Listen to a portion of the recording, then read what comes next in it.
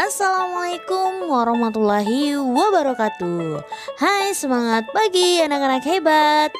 Kita bertemu lagi di video pembelajaran tematik bersama Ibu Rima Malini.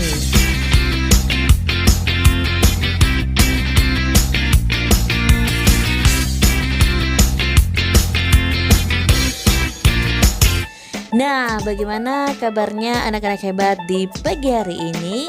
Ibu Rima berharap kita semua selalu diberikan kesehatan dan selalu diberikan lindungan dari segala macam mara bahaya. Amin. Nah, anak-anak sekalian, tak lelah-lelahnya Ibu Rima selalu mengingatkan kepada kita dalam masa pandemi ini kita untuk tetap selalu menjaga protokol kesehatan. Apa saja protokol kesehatan yang harus kita jaga? Yaitu yang pertama, harus sering-sering mencuci tangan dengan sabun dan dibilas di bawah air yang mengalir. Yang kedua, tetap memakai masker jika kita harus bepergian keluar rumah. Yang ketiga, menjaga jarak dengan orang lain dari jarak 1,5 hingga 2 meter. Bersama-sama kita menjaga dan juga memutuskan rantai penyebaran virus COVID-19.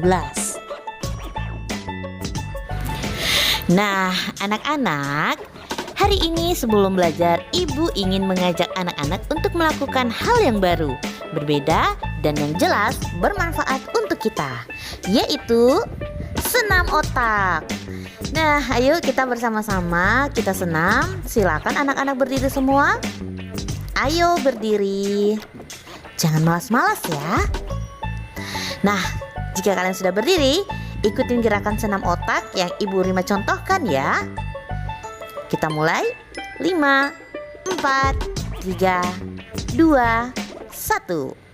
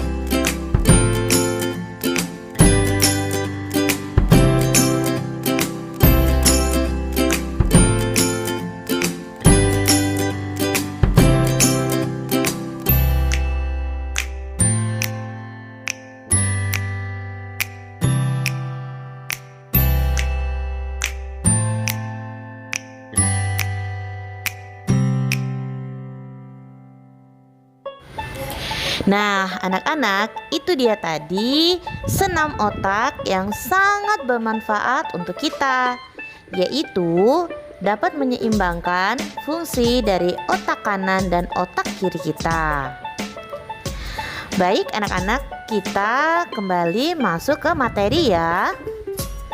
Kita masih berada di tema 1, organ gerak hewan dan manusia. Dan kita masuk ke subtema 2, yaitu organ gerak manusia.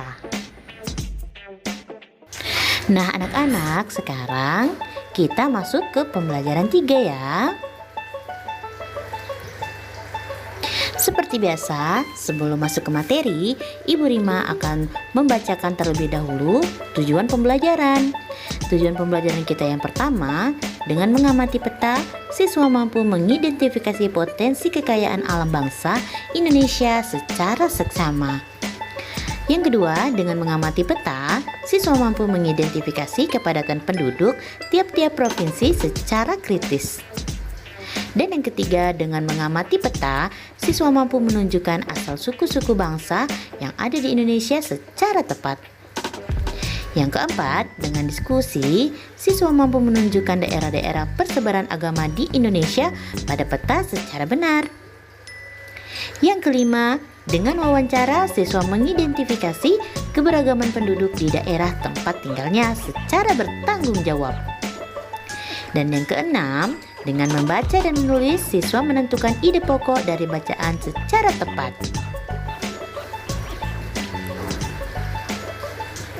Nah, anak-anak, Indonesia merupakan bangsa yang dikaruniai Tuhan dengan sumber daya alam yang sangat beragam dan melimpah.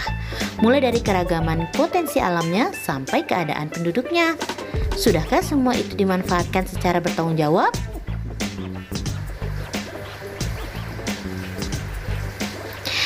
Di sela-sela istirahat, Pak Anto dan Beni memperhatikan lingkungan alam sekitar. Di sebelah timur mengalir sungai dengan aliran airnya yang jernih dan deras. Di sebelah barat terbentang luas ladang sayur. Di sebelah utara berbaris perbukitan yang ditumbuhi berbagai pohon. Adapun di sebelah selatan berdiri tegak gunung tempat hidup berbagai tumbuhan dan satwa. Pak, saya merasa sangat beruntung lahir dan hidup di Indonesia. Tanahnya subur dan alamnya sangat kaya, kata Beni. Beni, kekayaan dan keberagaman yang dimiliki oleh bangsa Indonesia tidak sebatas sumber daya alamnya saja, namun juga kondisi kependudukannya. Jumlah penduduk Indonesia sekarang ini sekitar 254 juta jiwa. Penduduk tersebut tersebar hampir di 13.466.000 pulau yang ada menurut Kepala Badan Informasi Geospasial dari Sabang sampai Merauke. Masing-masing pulau atau wilayah memiliki beragam suku, adat, budaya, ras, agama, dan golongan. Dari sekian banyak penduduk tersebut juga terdiri atas beragam latar belakang pendidikan, ekonomi, sosial, dan budaya. Jelas Pak Anto. Wah, saya makin bangga jadi anak Indonesia, sahut Beni. Nah, anak-anak, amatilah peta persebaran kepadatan penduduk di Indonesia berikut ini. Nah, ini merupakan peta kepadatan penduduk Indonesia menurut provinsi tahun 2010. Nah, anak-anak dapat melihat di peta ini ada berbagai macam warna ya, anak-anak. Nah, yang perlu kalian ketahui bahwa warna putih itu merupakan wilayah yang bukan termasuk NKRI atau tidak termasuk negara Indonesia. Nah, yang berwarna-warni ini artinya apa ya? Nah, itu artinya mengartikan beberapa kepadatan penduduk yang ada di pulau tersebut. Di sini ada keterangan bahwa yang hijau tua itu kependudukannya kurang dari 10 orang per kilometer persegi. Yang hijau agak muda itu 10 sampai 49 orang per kilometer persegi. Hijau yang lebih muda lagi 50 sampai 99 orang per kilometer persegi. Yang berwarna kuning ada ditempati oleh 100 sampai dengan 199 orang per kilometer persegi. Yang warna krim ditempati oleh 200 sampai dengan 599 orang per kilometer persegi. Warna orange 600 sampai 1299 orang per kilometer persegi. Dan yang berwarna merah merupakan kepadatan penduduk yang ditempati oleh lebih dari 1299 orang per kilometer persegi. Nah, kalau kita lihat-lihat di peta Indonesia tidak terdapat warna merah, berarti tidak ada wilayah yang ditempati lebih dari 1299 orang dalam kilometer persegi. Nah, anak-anak di sini bisa kita lihat di mana wilayah-wilayah yang merupakan wilayah terpadat ya. Dapat kita lihat di sini yang warna orange itu terdapat di Pulau Jawa, dan wilayah yang paling sedikit penduduknya terdapat di pulau mana? Dapat kita lihat di sini berada di Pulau Papua. Ya, di Pulau Papua Barat, di situ terdapat penduduk yang tidak terlalu padat ya, atau sedikit penduduknya.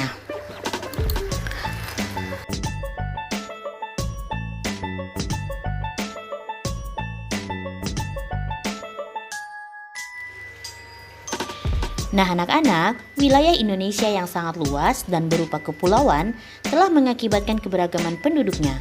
Salah satunya adalah keberagaman suku. Amatilah peta persebaran suku-suku bangsa yang ada di Indonesia. Nah, dari peta ini dapat kita lihat suku-suku apa saja yang menempati pulau-pulau yang ada di Indonesia. Salah satu contoh yang tinggal di Pulau Sumatera adalah suku Minangkabau. Ada juga suku Batak, Nias, Aceh, dan lainnya. Sementara di Pulau Jawa ada suku Banten, ada suku Betawi, Sunda, Jawa, Madura, Bali di Pulau Bali, dan Dayak ada di Pulau Kalimantan, juga ada Melayu ya, yang terutama di Kalimantan Barat. Kemudian di Sulawesi ada suku Gorontalo, Minahasa, Kaili, dan lain-lainnya. Kemudian ada suku Biak, ada suku Ekaji, ada suku Asmat yang ada di Pulau Papua.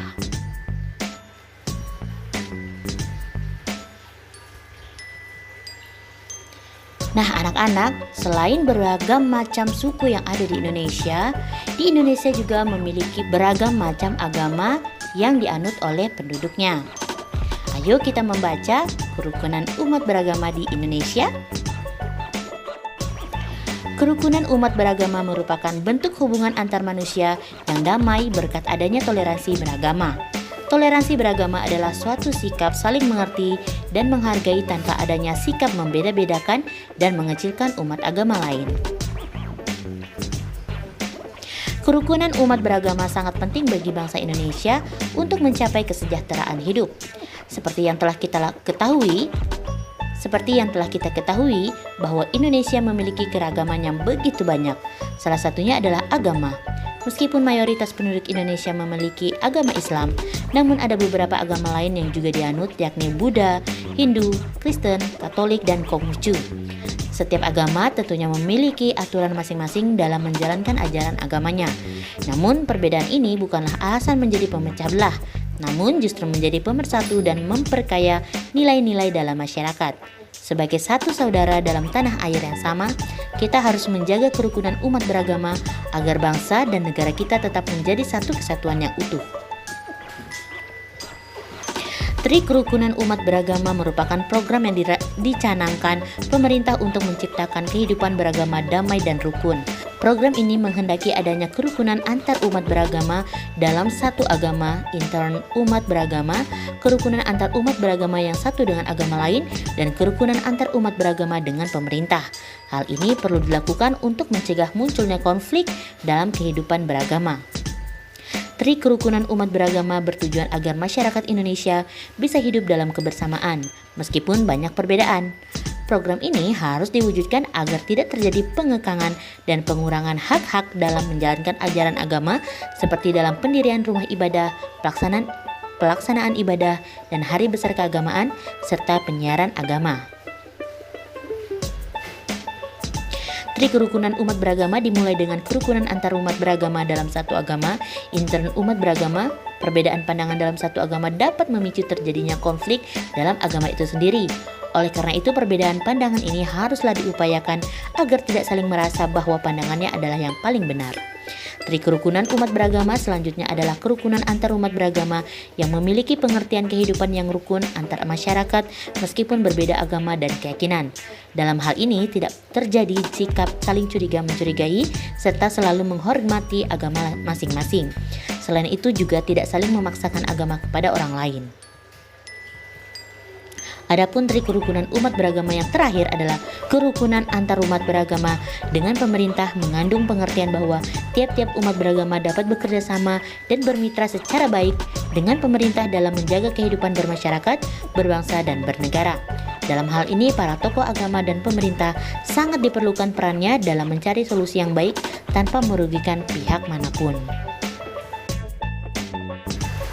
Nah, anak-anak, banyak faktor yang membuat bangsa Indonesia menjadi sebuah bangsa yang besar yang bisa disandingkan dengan bangsa-bangsa besar lainnya di dunia. Banyak faktor pula yang menjadikan kita semakin bangga menjadi warga negara Indonesia. Faktor-faktor tersebut antara lain sebagai berikut. Yang pertama, nilai-nilai luhur yang hidup di tengah-tengah masyarakat. Kedua, wilayahnya yang luas dan berupa kepulauan. Ketiga, letak geografis dan strategisnya. Yang keempat, besarnya jumlah penduduk. Yang kelima, beragamnya suku, agama, ras, dan golongan. Yang keenam, beragamnya budaya, sosial, dan ekonomi. Keberagaman yang dimiliki oleh bangsa Indonesia tidak terlepas dari pengaruh luasnya wilayah Indonesia. Wilayah Indonesia merupakan kepulauan yang terdiri atas pulau besar dan kecil, baik yang berpenghuni maupun yang tidak berpenghuni. Meskipun demikian, keberagaman ini bukanlah menjadi pemecah, justru menjadi pemersatu bangsa dengan berlandaskan Pancasila.